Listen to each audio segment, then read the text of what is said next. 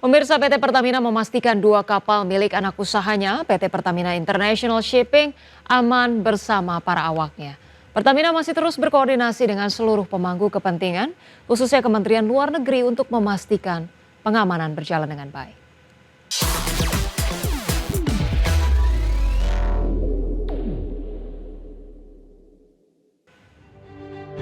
PT Pertamina memastikan terus memantau 2 kapal tanker milik anak usahanya, PT Pertamina International Shipping yang masih berada di Selat Hormuz dan memastikan keselamatan awak kapal di tengah konflik Amerika dan Iran.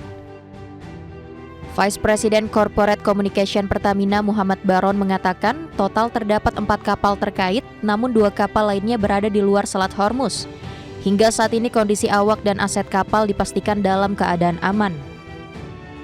Menurut Baron, kargo minyak mentah yang berasal dari Timur Tengah saat ini sekitar 19% dari total impor minyak mentah ke Indonesia.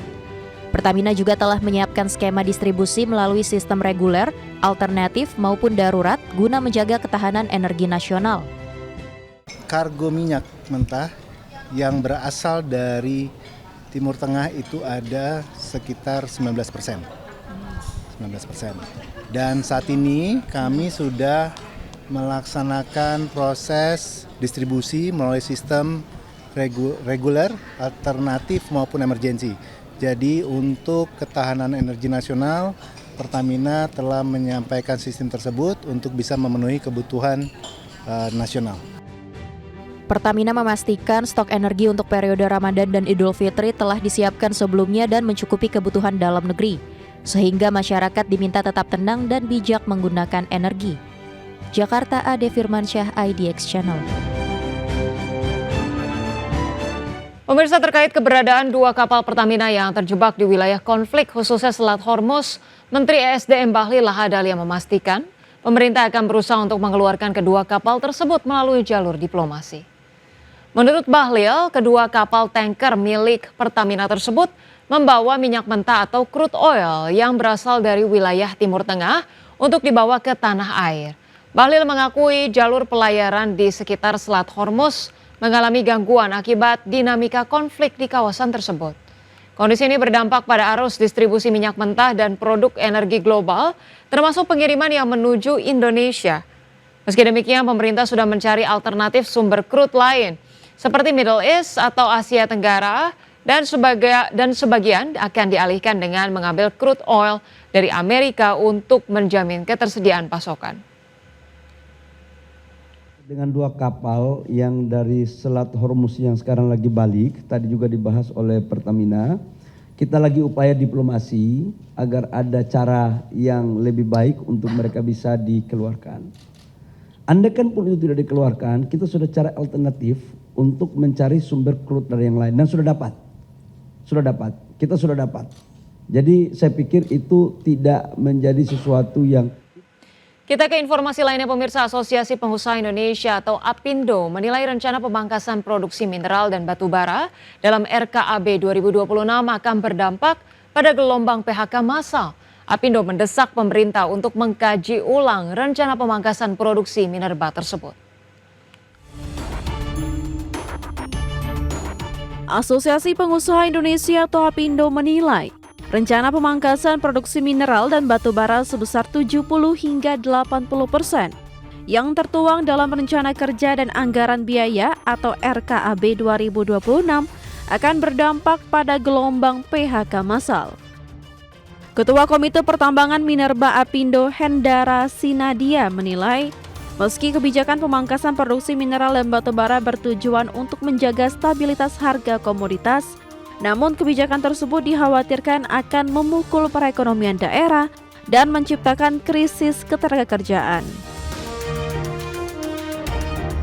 APindo mendesak pemerintah untuk mengkaji ulang rencana pemangkasan produksi minerba, terlebih setiap perusahaan akan merasakan efek pemotongan produksi secara berbeda.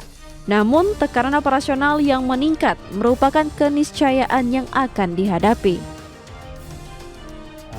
Nah, tadi hasil diskusi juga menyampaikan bahwa jika pemotongan produksi ini memang berjalan terus, tentu dampaknya kepada kerjaan dan juga dampak terhadap program-program sosial kemasyarakatan yang mungkin akan terhambat gitu ya. Nah, ini yang menjadi concern Apindo ya, apalagi pertumbuhan perekonomian kita lagi dalam kondisi yang sangat menantang. Pemotongan anggaran di daerah juga pasti berdampak terhadap perekonomian daerah, sementara sektor industri pertambangan batubara khususnya yang akan sangat terdampak ini punya peran besar terhadap perekonomian daerah. Sebelumnya, Ditjen Minerba Kementerian SDM menyebut, dalam RKAB Nikel 2026, kuota produksi biji nikel berada di rentang 260 juta ton hingga 270 juta ton. Kuota ini turun jika dibandingkan target produksi pada RKAB tahun sebelumnya yang mencapai 379 juta ton. Jakarta, Ade Firmansyah, IDEX Channel. PT Telkom Indonesia Persero Tbk yang menyiapkan transformasi bisnis melalui kerangka strategis TLKM 30 untuk memperkuat daya saing dan fokus usaha. Strategi ini mencakup streamlining portofolio, reformasi budaya kerja serta monetisasi aset dan kemitraan strategis untuk menciptakan unlock value. PT Telkom Indonesia Persero Tbk, emiten berkode saham TLKM, menyatakan saat ini telah mempersiapkan transformasi melalui kerangka strategis TLKM 30. Kerangka strategis TLKM 30 ini nantinya akan menjadi fondasi Telkom Indonesia dalam memperkuat daya saing agar tetap kompetitif dan relevan di tengah kondisi dinamika industri global.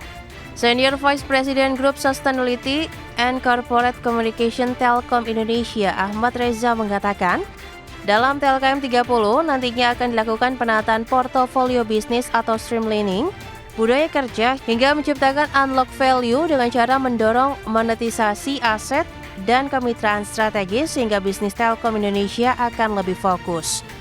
Kerangka strategis Telkom dan bertransformasi dari mulai ada streamlining di sana, budaya juga ada, unlocking juga ada, digabung menjadi satu sehingga mau tidak mau ke depan nih Telkom akan lebih lean dan juga akan lebih fokus bisnisnya.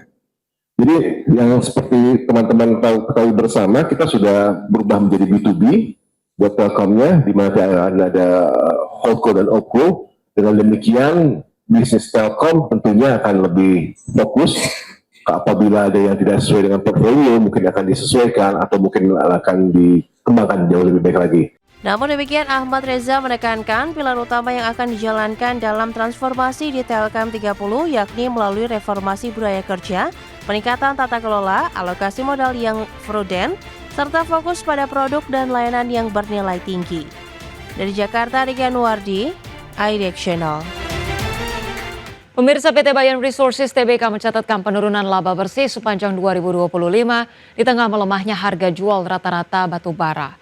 Meski volume penjualan dan produksi meningkat signifikan, pendapatan perseroan tertekan akibat penurunan average selling price. Emiten batubara milik Lauta Kuang PT Bayan Resources Tbk atau berkode saham BYAN mencatatkan laba bersih 767,91 juta dolar Amerika Serikat sepanjang 2025. Angka ini turun 16,77% dibandingkan 922,64 juta dolar Amerika Serikat pada 2024. Perseroan membukukan pendapatan 3,42 miliar dolar Amerika Serikat pada 2025, melemah 0,55% dibandingkan 3,44 miliar dolar Amerika Serikat pada 2024. Penurunan ini sejalan dengan turunnya harga jual rata-rata batubara dari 61,3 dolar Amerika Serikat per ton menjadi 48,4 dolar Amerika Serikat per ton. Volume penjualan batubara meningkat 25,97% secara tahunan menjadi 70,8 juta ton pada 2025 dari 56,2 juta ton pada 2024. Pasar utama meliputi China 32%, Indonesia 26%, Filipina 19%, India 8%, serta Malaysia dan Vietnam masing-masing 4%. Beban pokok pendapatan tercatat 2,32 miliar dolar Amerika Serikat pada 2025, naik dari 2,11 miliar dolar Amerika Serikat pada 2024. Perseroan juga mencatatkan beban penjualan 31,12 juta dolar Amerika Serikat, beban umum dan administrasi 72,8 juta dolar Amerika Serikat, beban keuangan 8,69 juta dolar Amerika Serikat, dan beban pajak penghasilan 227,96 juta dolar Amerika Serikat. Hingga akhir 2025, total aset perseroan tercatat 3,37 miliar dolar Amerika Serikat. Total liabilitas sebesar 680,46 juta dolar Amerika Serikat dan ekuitas mencapai 2,69 miliar dolar Amerika Serikat. Tim Liputan IDX Channel.